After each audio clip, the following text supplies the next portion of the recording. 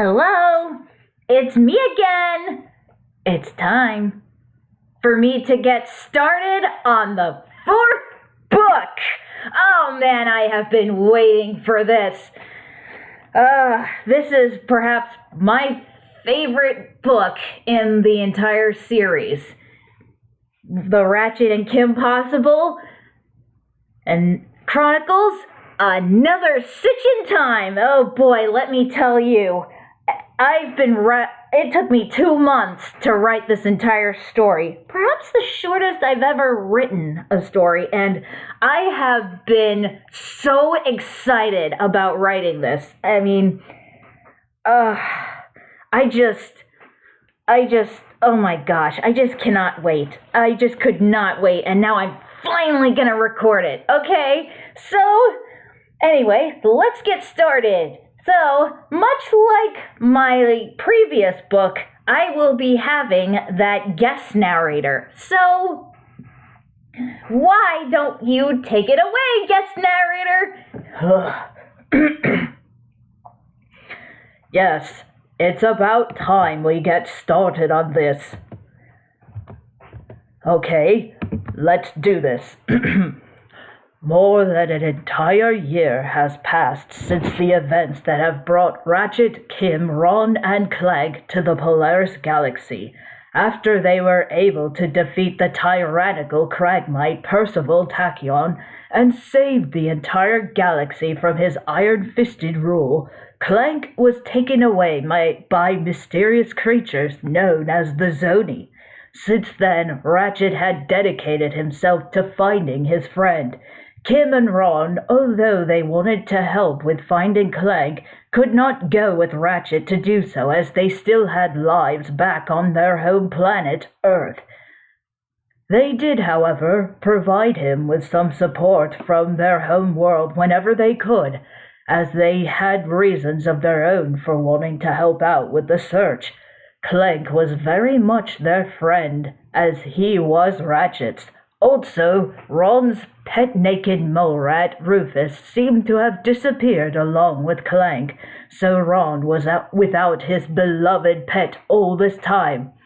The search for Clank persisted on, with no changes, until one fateful day. But before we get to that, there's another important story involved with this that needs to be told. It all started elsewhere, within a mysterious place. Clank was contained within a chamber of sorts, suspended in midair and very much asleep. At that moment, Dr. Nefarious, an old enemy of him and his friends, approached him. Alongside him was his butler, Lawrence. "Ha! My arch nemesis!" He pounded on Clank's head as he shouted at him. "Not so smart now, are ya?" "Sir, the Zoni are inquiring about our progress." "How much longer must we pretend to be friends with those twits?"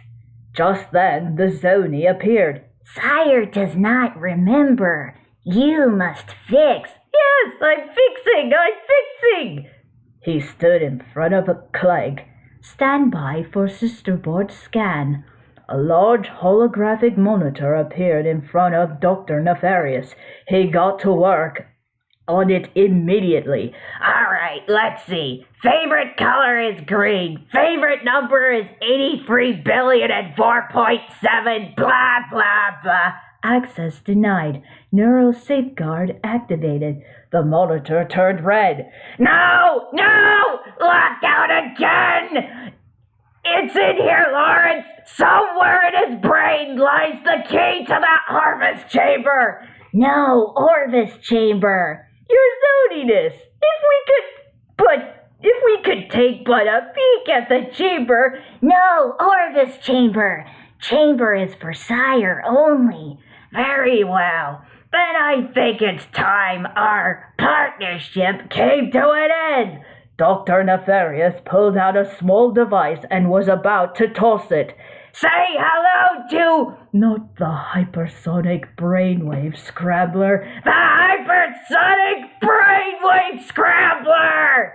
He tossed the device towards the hallway. It expanded, activated it, and chased after the Zoni. Dr. Nefarious laughed maniacally as his machine chased the Zoni all over the place. It wreaked havoc on the entire room before chasing the Zoni out. So, shortly afterwards, the lights went out. What?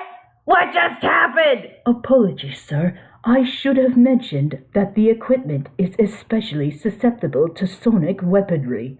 Backup generators activate. The lights came back on. However, Clank was missing. Dr. Nefarious was startled as he took notice of this. What the?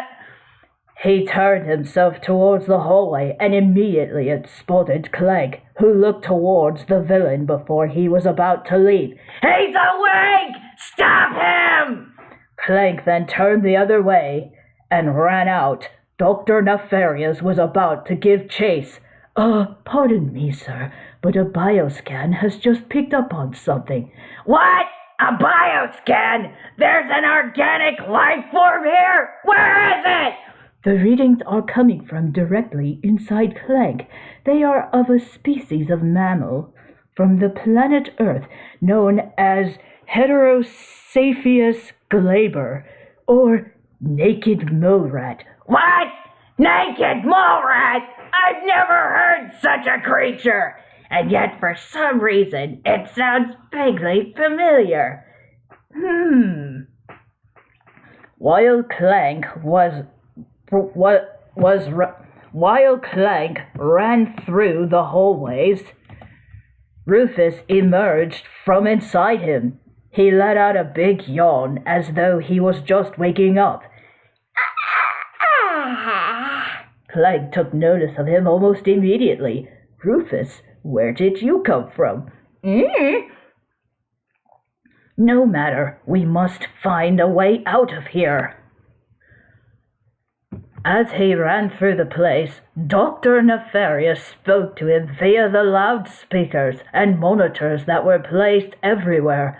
Also, the maniacal villain's infernal noise-making machine continued chasing the Zoni and wreaking more havoc along the way.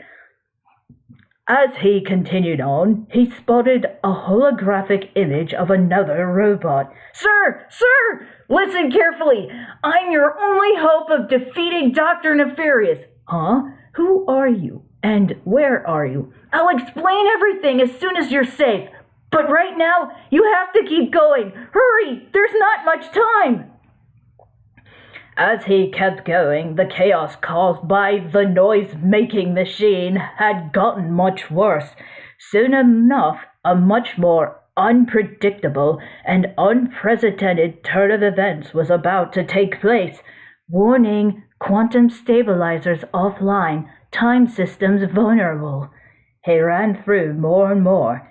He then began to notice that some of the debris would fall apart in a way in which time itself was falling into a state of disarray. Some of the debris would seem as though they are frozen in time. At one point, the damages done to one particular area was caught in an endless loop. almost as though it was reversing itself repeatedly.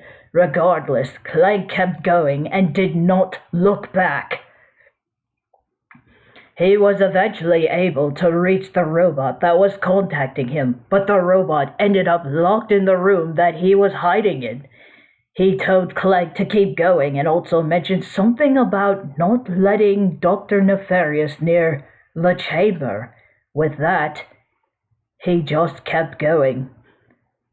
He kept running until he stopped in front of a ledge. Looking out beyond it, he could see a massive expanse consisting of several platforms, which stretched out a great distance. He turned back around and immediately spotted Dr. Nefarious and Lawrence approaching him. Go ahead! Jump! Dr. Nefarious, I should have known you were behind this. Where have you taken us? The maniacal villain walked up towards him. You don't recognize it? This is your home! The Great Clock! A marvel of science and sorcery, engineered by the brightest Sony in all of existence, and constructed in the exact center of the universe! Give or take 50 feet. Nefarious! What lie did you tell the Zoni to trick them into aiding you in your quest for vengeance? Vengeance? You think I went through all of this trouble for mere vengeance? And they say I'm egomaniacal. Let's just say it's all in the past. Lawrence! Right here, sir. Ready the orb of gratuitous immobilization! Lawrence pulled out a small device and sent it towards Clegg. Clegg placed Rufus on the floor. Rufus, go. I will see you soon. Okay. Rufus scampered off. The device approached Clegg and shocked him, knocking him out. Shall I prepare the mnemonic station again? No, I have a better idea. He turned around and walked away. But, sir... Patience, Lawrence. We have all the time in the universe. Lawrence then let Dr. Nefarious out, leaving any event that would occur afterwards out of his hands.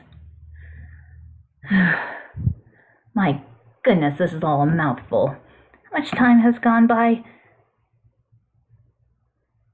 I guess I can keep going a little more.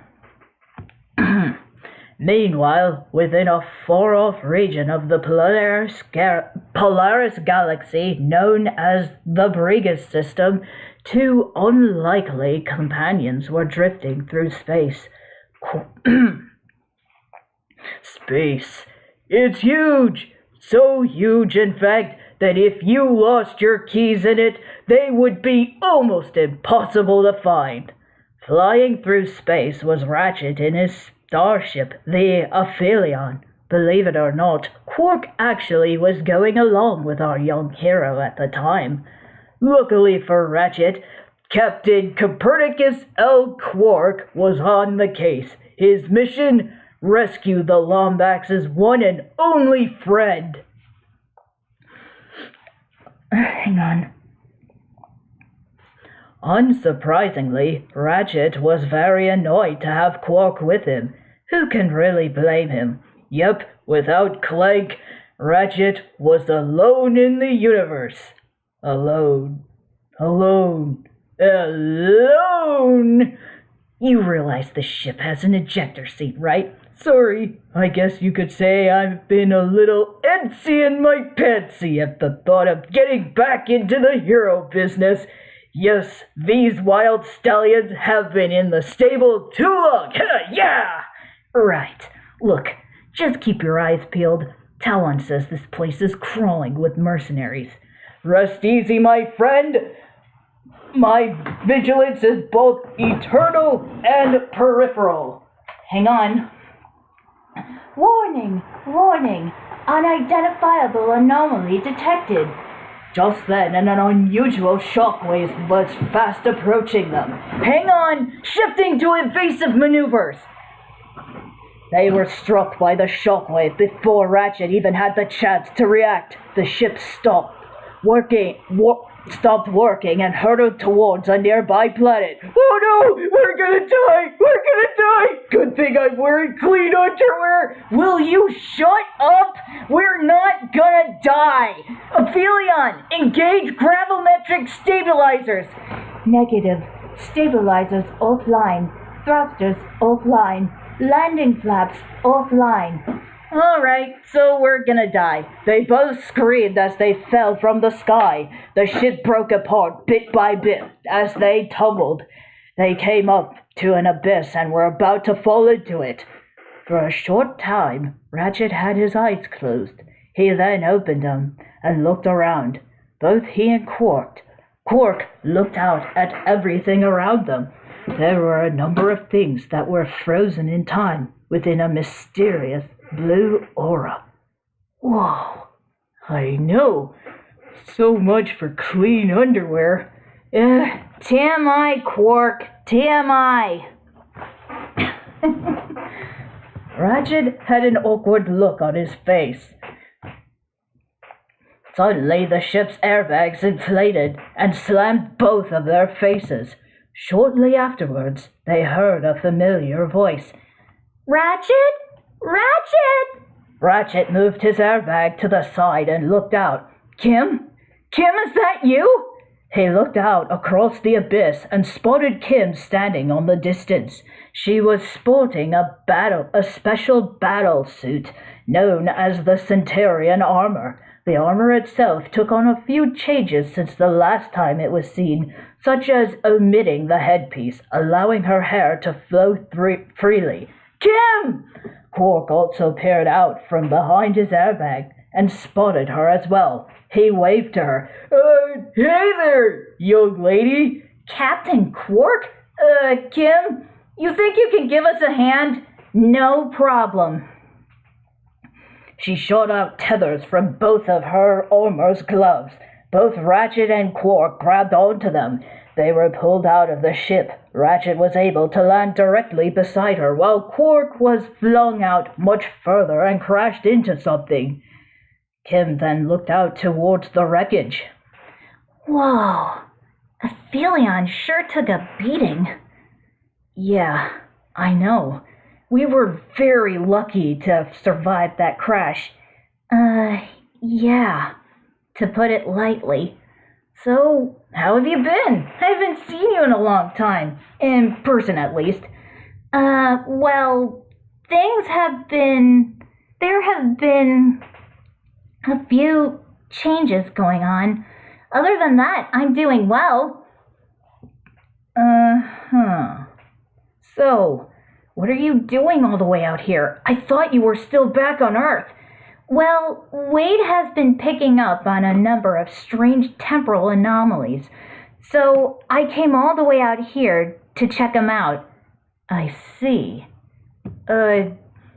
Where's Ron? Isn't he with you? No, he's been suffering from some unusual stomach aches for the past few days now.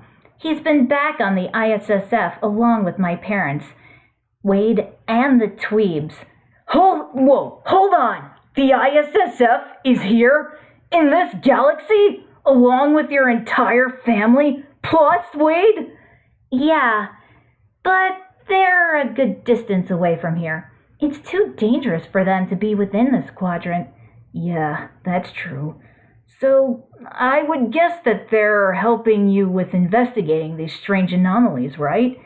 Yes, that, but more so taking care of Ron. It's been rough. I see. So, you wouldn't mind if we stayed together, would you? Not at all. I was feeling kind of lonely out here. Plus, I was hoping to run into you again. All right, let's go. Come on, Quark. Kim and Ratchet walked off while Quark rushed after them. How much time? Okay, I'm good on time. Soon enough, All three of them made their way through the harsh jungles, while at times they would just stroll through a lot of the easier parts. I've been meaning to ask you, Ratchet, how's the search for Clank been going? Well, a while back, I found something that indicated Clank could be somewhere within this quadrant, so I came here in hopes of finding exactly where he is exactly. That's great. It sounds as though you're really close to finding him. I only hope that you are able to. So do I. Oh, by the way, I've been noticing that you're wearing a new suit. Oh, this? This is the Centurion armor. The scientists that built this offered me to give it a test run. They made a few modifications since the first time I wore it, and it has helped me out quite a lot during this mission. So, what do you think? She gave Ratchet a chance to take a look at the entire suit from front to back. He seemed mesmerized as she spun around at least once. Well, you look amazing. It looks good on you. It looks great. He let out a nervous grin. Kim was left a little startled by his comments. You really think I look good in this? Yeah, of course, absolutely. In fact, you would look great in pretty much anything. You would look stylish even in a potato sack. Aw, that's so sweet of you. You always know the nicest things to say to me. And I'm not even trying. They both smiled at each other. At that moment, Quark went up closer to them. Oh, you guys are having another one of your little moments together. Isn't that just adorable? Just then, something attacked him. He ran off screaming. Kim and Ratchet looked out towards him awkwardly. Really? You had to bring him along? I know you miss Clank, but you can't be that desperate for a traveling companion. What? No, of course not. He begged me to bring him along. Besides, he could be a really good help for the mission. Maybe. Quark was heard screaming again and then griping a little afterwards. Right. Speaking of companions, how's Ron been doing since Rufus disappeared? I know losing the little guy's been tough for him. Yeah, it has been difficult. He does feel lonely without him, and he very often cries himself to sleep at night. Do you have any ideas on where he could be? Well, he did vanish around the same time that Clank was taken by the Zoni, so I would think that he's with Clank, or at least I hope that he is. So do I. They kept on trailing through the jungle. They encountered many more of its dangers. Quark was having a much tougher time handling them, and would very often fumble or get involved in an embarrassing mishap, much to the dismay of Kim and Ratchet. At one point, they stopped in front of something very strange. It was another time anomaly, with debris from a structure that was falling apart, frozen in time. Wow, I know, right? Something is seriously wrong with this planet.